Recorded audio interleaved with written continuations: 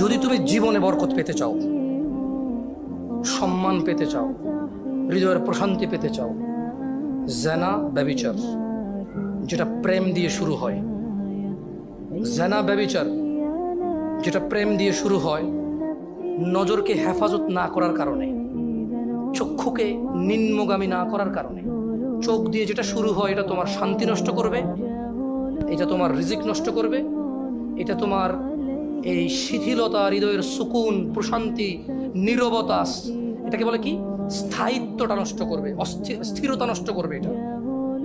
ছোট ভাই, তোমার প্রতি আমার নসিহত, তুমি কে নীল পড়ছে, লাল পড়ছে, কে ছোট পড়ছে, কে বড় পড়ছে, তুমি এগুলা মেজারমেন্ট করার দরকার নাই। তুমি নিচে নজর রাখো, হাঁটো, তোমার এটা জানারও দরকার নাই আজকে তোমার সামনে দিয়ে কয়টা মেয়ে কি পড়ে গেছে তুমি দেখোই নাই। তুমি নিচে হাঁটো, যথাসম্ভব তুমি যতটুকু নিচে দেখে হাঁটা সম্ভব তুমি তোমার চোখকে হেফাজত করো।